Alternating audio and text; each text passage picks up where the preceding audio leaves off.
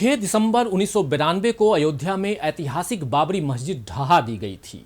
ये दिन भारत के इतिहास में एक और विभाजन का दिन साबित हुआ, क्योंकि उसके बाद देश की राजनीति ही नहीं बदली बल्कि सामाजिक परिदृश्य भी पूरी तरह से बदल गया।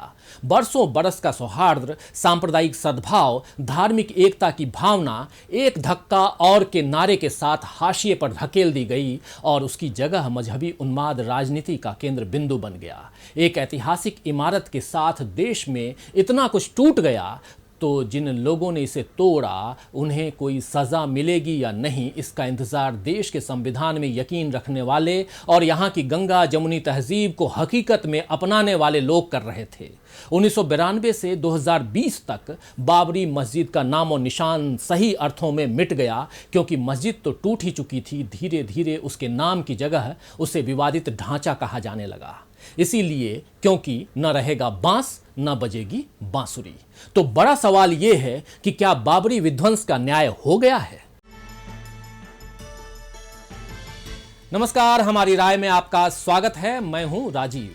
तो बाबरी मस्जिद कहने से धर्मांधता का पलड़ा वजनी नहीं होता था, यानी भारी नहीं होता था, लेकिन विवादित ढांचा कहने पर यह गुंजाइश हमेशा बनी रहती थी कि कभी इस विवाद का निपटारा होगा। और पिछले साल 9 नवंबर को सुप्रीम कोर्ट ने अयोध्या की जमीन के मालिकाना हक पर जो फैसला सुनाया उसे इस विवाद का फैसला ही समझा गया, क्योंकि अदालत का फैसला हिंदू पक्ष के हक में गया था, जिसके बाद राम मंदिर निर्माण के लिए ट्रस्ट बनाकर मंदिर बनाने की शुरुआत हुई।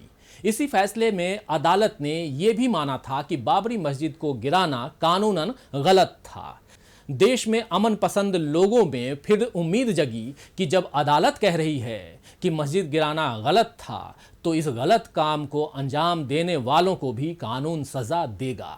सीबीआई की स्पेशल कोर्ट इस मामले की सुनवाई कर रही थी। इस मामले की चार्जशीट में भाजपा के एल.के. आडवाणी, मुरली मनोहर जोशी, उमा भारती, कल्याण सिंह समेत कुल 49 लोगों का नाम शामिल था, जिनमें से 17 लोगों का निधन हो चुका है। बाकी 32 आरोपियों पर अदालत को फैसला सुनाना था। 30 सितंबर को आने वाले इस फैसले में भाजपा के कद्दावर नेताओं समेत अन्य लोगों पर अदालत क्या कहती है, इसे जानने की उत्सुकता देश को थी। उमा भारती ने तो पहले ही ऐलान कर दिया था कि वे जमानत नहीं लेंगी, लेकिन न उमा भारती को और न ही किसी और आरोपी को ऐसा करने की नौबत आई, क्योंकि सीबीआई की विशेष अदालत ने अपने फैसले में सभी आरोपियों को बरी कर दिया है। अपने फैसले में कोर्ट ने कहा है कि बाबरी विध्वंस सुनियोजित नहीं था, अराजक तत्वों ने ढांचा गिराया था और आरोपी नेताओं ने इन लोगों को रोकने का प्रयास किया था। आरोपियों के खिलाफ पर्याप्त सबूत नहीं हैं और सीबीआई की ओर से जमा किए गए ऑडियो और वीडियो सबूतों की प्रामाणिकता की जांच नहीं की जा सकती है। कोर्ट ने यह भी कहा है कि भाषण का ऑडियो क्लियर नहीं है। इस फैसले से आरएसएस खुश है। एल.के. आडवाणी कह रहे हैं कि आज साबित हुआ कि जो हुआ वो षड्यंत्र नहीं था। मुरली मनोहर जोशी ने सबको सन्मति दे भगवान कहा और साध्वी ऋतंभरा कह रही हैं कि हम षड्यंत्र नहीं मंत्र रचते हैं। खैर, अदालत का फैसला किसी न किसी के पक्ष में आना ही था। इस फैसले से एक बार फिर भाजपा को अपने लिए बड़ी जीत महसूस हो रही है, लेकिन कुछ सवाल अब भी उत्तरहीन बने हुए हैं। जैसे बाबरी मस्जिद को गिराना सुनियोजित नहीं था, तो दिसंबर 1992 के शुरुआती हफ्ते में हजारों कार सेवक अयोध्या क्या केवल सांकेतिक पूजा के लिए पहुंचे थे? क्या उनके पास फावड़े, कुदाली जैसे औजार सांकेतिक पूजा के लिए थे? आपको याद दिला दें कि लाल कृष्ण आडवाणी की रथ यात्रा के बाद देश भर में राम मंदिर बनाने के लिए माहौल तैयार किया गया था। इस दौरान देश में सांप्रदायिक तनाव काफी बढ़ गया था, लेकिन फिर भी केंद्र सरकार से लेकर उत्तर प्रदेश सरकार तक सबने इस मामले में पर्याप्त सतर्कता नहीं बरती। 6 दिसंबर 1992 को अयोध्या में सांकेतिक कार सेवा तय की गई। कार सेवा का मतलब अपने हाथों से सेवा करना होता है। कार सेवा दरअसल कर यानी हाथ सेवा है। ये शब्द सिख धर्म ग्रंथों में कई बार आया है। 6 दिसंबर 1992 को राम मंदिर के लिए कार सेवा करने से पहले 5 दिसंबर को गीता जयंती के दिन इसका अभ्यास यानी कि इसकी पूरी एक्सरसाइज देश भर से आए कार सेवकों ने किया। ये एक सांकेतिक पूजा थी जिसमें सरयू नदी से रेत और पानी लाकर प्रस्तावित मंदिर की जगह को धोना तय हुआ था। सुप्रीम कोर्ट ने सिर्फ शांतिपूर्ण कार सेवा की अनुमति दी थी, जिसमें लोग एक साथ इकट्ठा होकर भजन गा सकते थे और सांकेतिक पूजा कर सकते थे।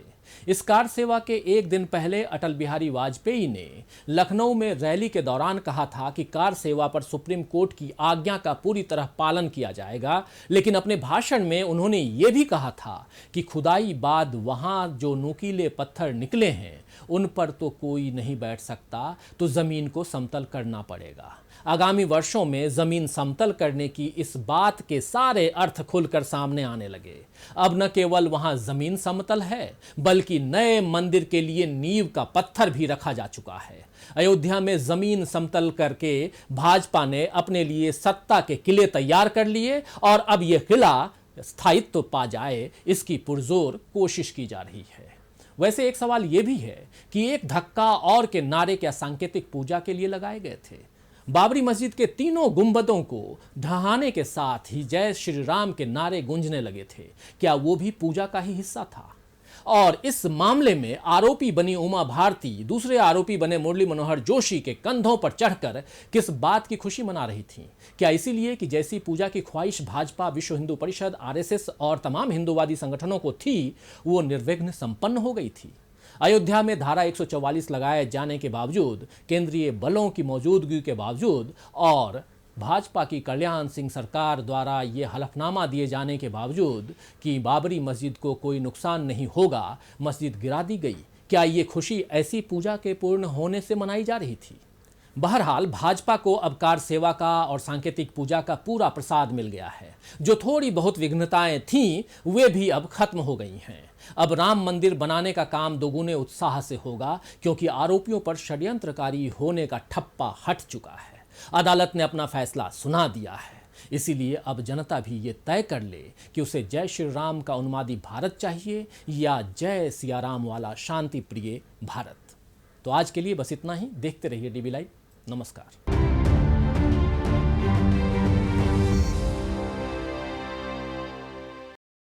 हमारे चैनल से जुड़े रहने के लिए YouTube पर टाइप करें डीबी लाइव, सब्सक्राइब बटन को क्लिक करें और बेल आइकन को दबाना न भूलें ताकि खबरें आप तक पहुंचती रहें। देखते रहिए डीबी लाइव, क्योंकि यहाँ हैं खबरें लगातार। हमारे चैनल से जुड़े रहने के लिए YouTube पर टाइप करें डीबी लाइव, सब्सक्राइब बटन को क्लिक करें और बेल आइकन को दबाना न भूलें ताकि खबरें आप तक पहुंचती रहें। देखते रहिए डीबी लाइव, क्योंकि यहाँ हैं खबरें लगातार।